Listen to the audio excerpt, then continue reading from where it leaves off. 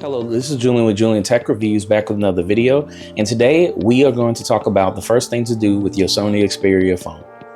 But before we do that, if you can please like and subscribe to this channel, we greatly appreciate it.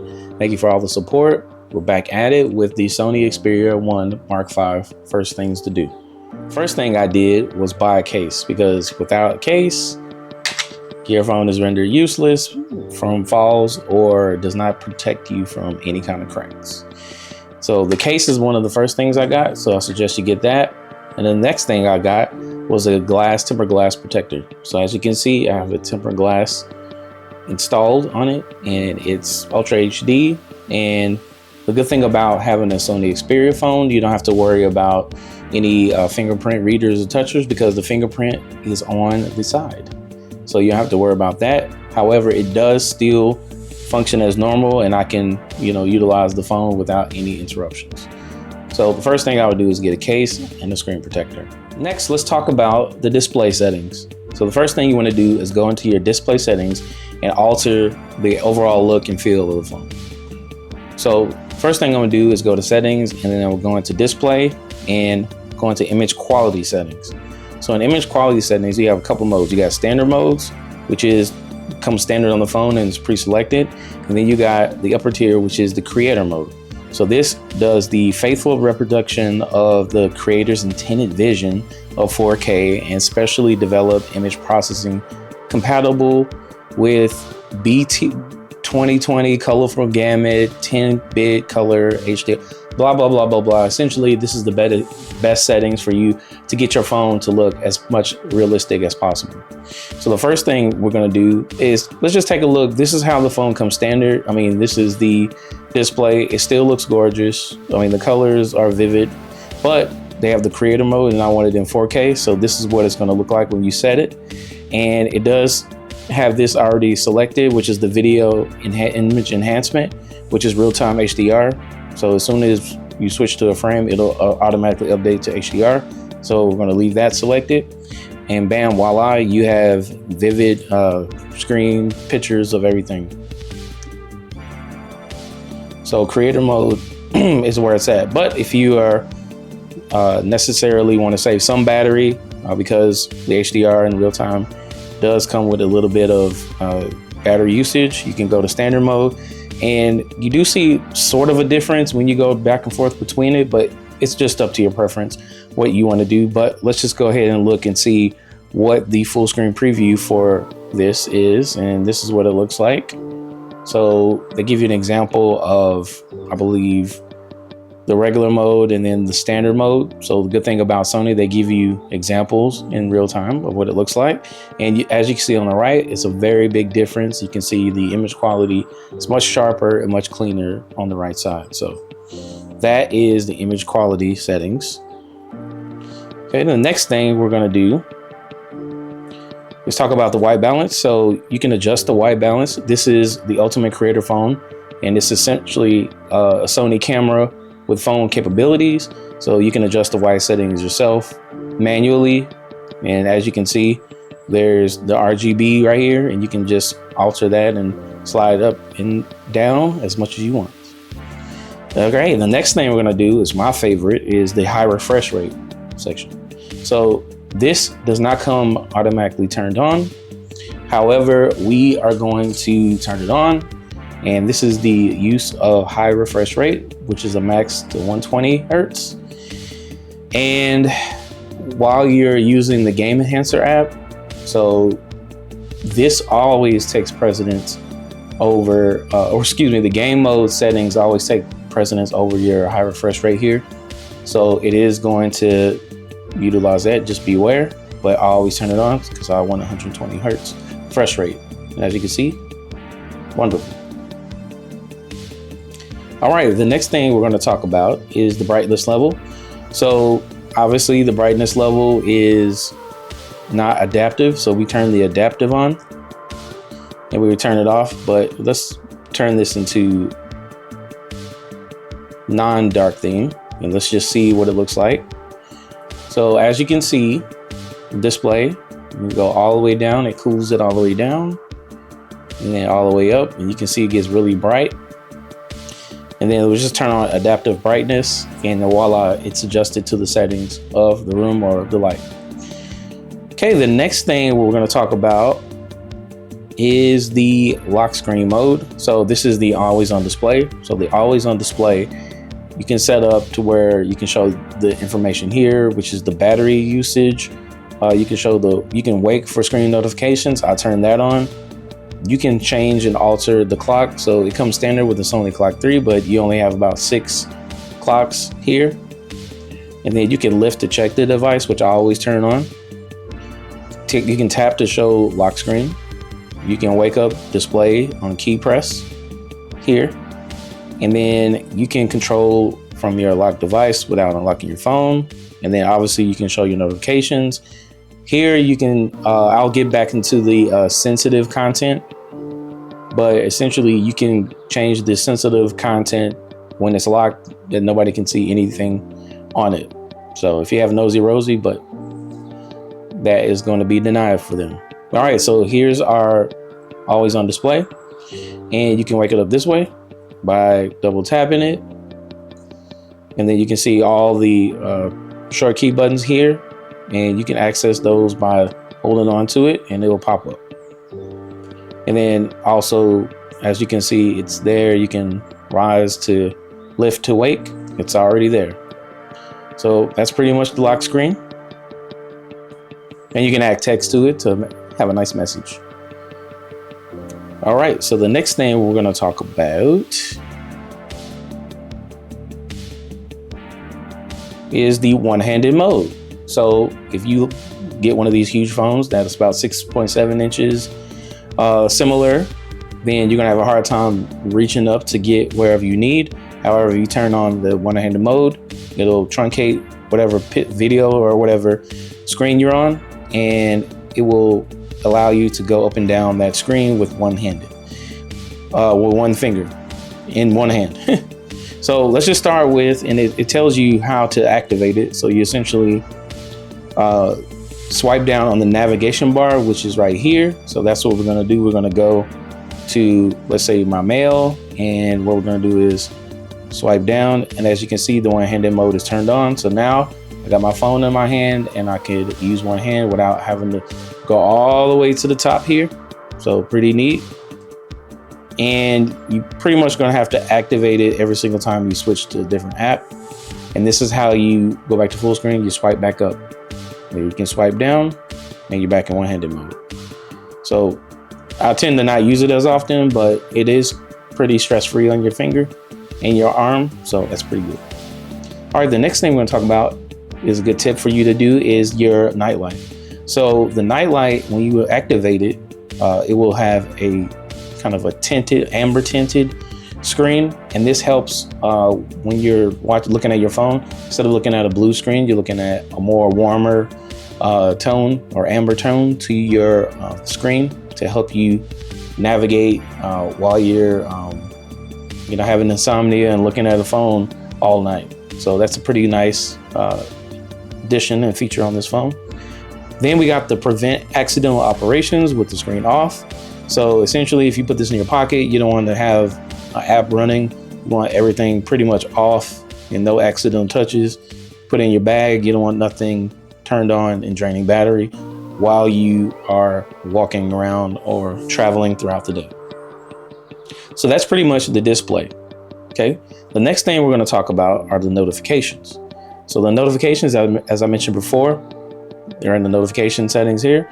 I like to turn off this, which is called show sensitive contact when locked. So if you have your phone that is just sitting there and you don't want anybody to know about your medical information being texted to you, you can turn off those sensitive, that sensitive content, and you can do it right here in the notifications. So just a nice little tip if you want anybody in your business. All right, the next thing we're going to talk about is the sound and the audio. So you have a Sony phone, and they invented the Sony Walkman, so you get the most immersive, the best quality, and now they've added it to the Sony Xperia line. So now you can make your audio sound better by going to the audio settings here, and Dolby Sound is turned off as soon as when you have the phone. you can actually turn it on and you can get the dynamic Dolby sound. And then there's two options here. You can get the 360 up mix, which gives you 360 reality immersive sound. If you have the Sony headphones app, you have seen this before. You can turn that on to get the full surround sound, or you can leave it at the DSEE Ultimate, which is very nice and it still works. You have to choose one or the other because both can be there on the same time. All right, and then the next part of the audio settings is the intelligent wind filter. Now, this is not turned on, but essentially if you're outside and it's very windy and you're videotaping or you're recording content, you can turn this on to remove all the wind noises. And if you don't believe me, here's the example that they have for it.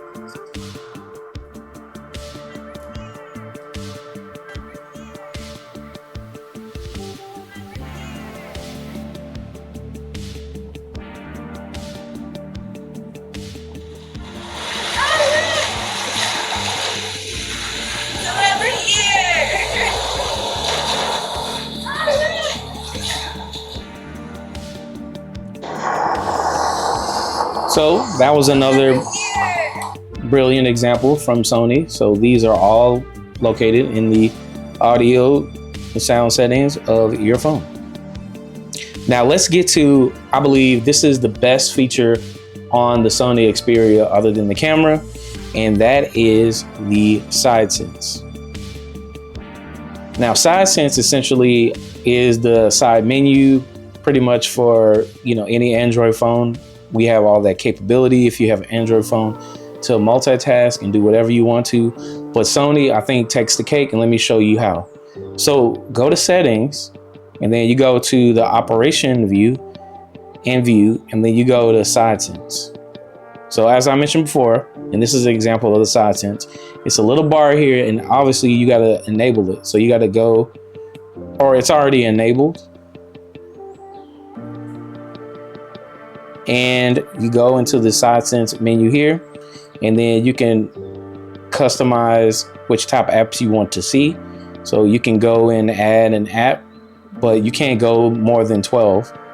So they just let you know that. And actually it takes a minute for all of them because I have a ton of apps, and there they are. You can just add these to the side sense menu. And then let me just show you what it looks like.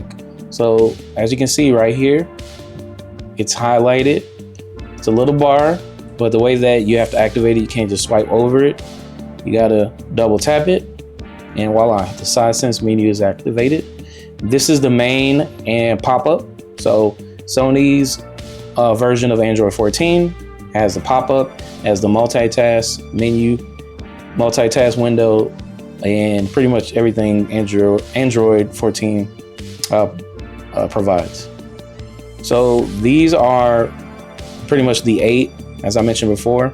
And then as here, you can add another app based on the plethora of apps you have. And then you have some that are here that you can turn into a pop-up. So you have two options here. You can turn quickly to Facebook as a full screen. And then you can go back and add messages as a pop-up, and then messages here.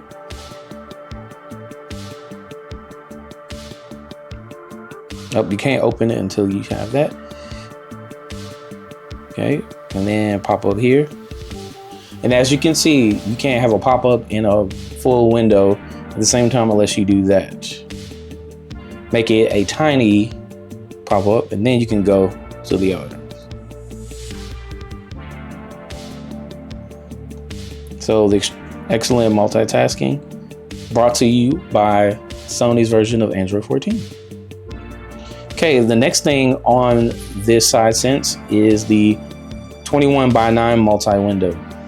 Okay, so this is one of the best multi-windows I've ever seen on the phone, and I've tested most of the current Android phones, and I believe this one is the best because it feels more premium, and it does have the display, the 21:9 display, which is not too wide, and it almost is just right, in my opinion, but that'll be you to judge. So what we have here is the option to select which app is going to be on the top as you touch this side, which app is going to be on the bottom, which is down here. So let's say we're going to put Chrome up top.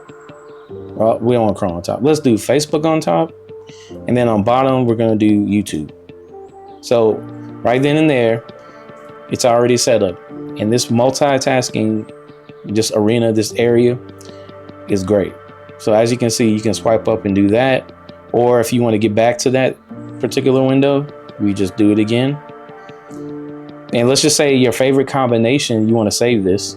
So what you could do, oops, there it is. What you could do is save those combinations, and you can only save it down here where these three are located. It's only 3 of them. And the way you save those combinations is you go back to settings and SideSense,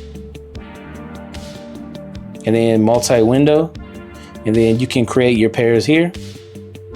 Let's say I want to put Canva up top, and then I wanted Chrome on the bottom. So I can save that pair, right? And then I can go back to my multi-window, and there's my pair. So as you can see, there's only 3. I had 3 earlier, and it basically erased one of my pairs. So now it's there and set, and it's wonderful and excellent and amazing. So not only on the SideSense, you can do the pairs and you do the main and the pop-up. You can also add your headphone menu here. Now I've only tested it and I only see there's Sony headphones. So I think this is more so related to the Sony line of headphones. You can control all your headphone functions from this little quick pop over here. So you just double tap the side and then it'll show the headphone connect, which is amazing. All right, and another thing related to the SideSense is the gesturing. So this has gestures. So if you go down back into the SideSense menu, you go into the gestures and you have 3 options. You can double tap as you've seen here to open it. Let's just say you don't like double tapping to open up the SideSense and you want to slide up or slide down, you can do that too. But since it's already double tap, we're going to leave that there. Next, we're going to go into the slide up. So the slide up, I've opted to select multi-window. So if the way I activate that is if I just get right here and just slide up from, oops. So I got to hold it, no. Tap, slide up, ta-da, there it is. Tap, slide down, and it'll open up the last thing, or open up a specific app. So, for instance, I selected to launch an app. I can go into that menu, and then I can also do a screenshot. So if you don't want to deal with the traditional way of doing the screenshot here, you can just swipe down and it's a quick screenshot. Now these and many other amazing tips you can follow on my channel. I will be doing a full review of this phone over a week. I haven't even spoken about the camera, and I'm telling you, it's going to be a great video because the camera quality on this is outstanding. The pro modes on this is outstanding.